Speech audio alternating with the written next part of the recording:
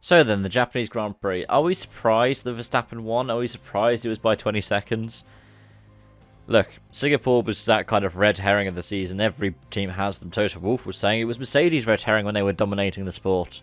But, I mean, when you set up a car for 2 weekends, you're going to prioritise one of them, undoubtedly, and it makes good PR for the Red Bull Powertrain's Honda power unit to win at Suzuka and to clinch a second manufacturer's title in a row at Suzuka. Not to say that was necessarily easy. They had to be outscored by Mercedes by less than 9 points, and given that only one of the Red Bulls made it to the end, that was a gargantuan task by a lot of measures. But Verstappen still did it. Pole led really without fault. Piastri had a mammoth start. We'll talk about him in a moment. But yeah, with that lead battle, I mean, it's also because of the fact it was really early in the morning and I was up late doing an iRacing Enduro last night, but I did fall asleep watching it, so I've had to watch back the highlights on YouTube afterwards. But yeah, we would have said that it was a particularly, exciting battle for the lead.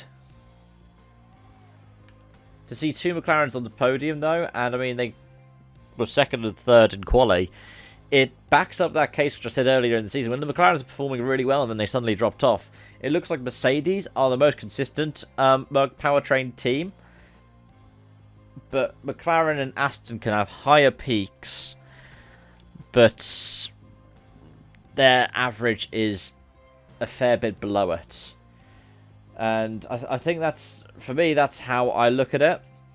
Well done to Piastri for getting his first podium there. And well done to Lando for getting yet another second place. I believe that puts him level with George Russell in the standings, but ahead on countback. Both of them on 115 points.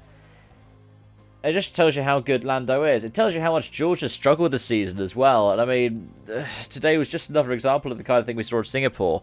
I think I said in my review for Singapore that I would have been surprised if Lewis could have won it had he gotten past George before George drove into a wall.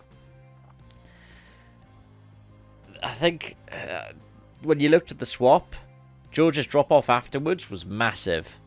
He'd been complaining because he was battling with Lewis, and Lewis wasn't giving him any space because, well, Lewis is a 7-time world champion. He wants to show he's still boss in that team.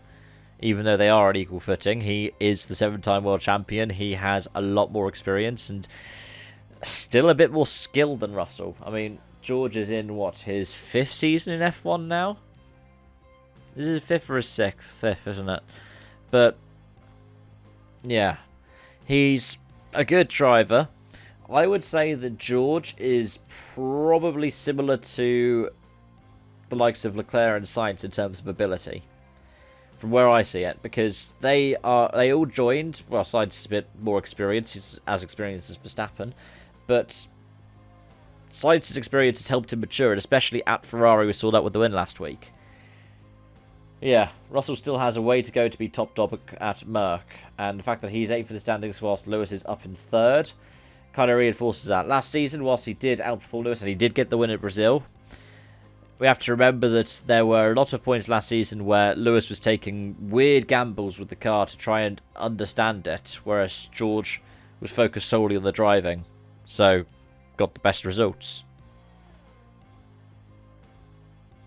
But yeah, Piastri, man, he's had a few really good races this season. He has backed up what people were suggesting about him, about how good his ability was.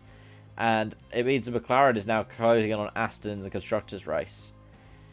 As for some of the other drivers from this race, well, you felt sorry for Bottas. He just became like a thumping bag.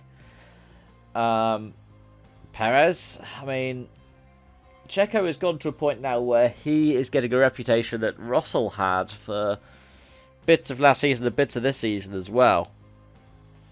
I mean, it's 2 races in a row that he's had contact with somebody through an overzealous move, thinking that he's max lapping somebody, basically, in terms of the dive that he's putting on.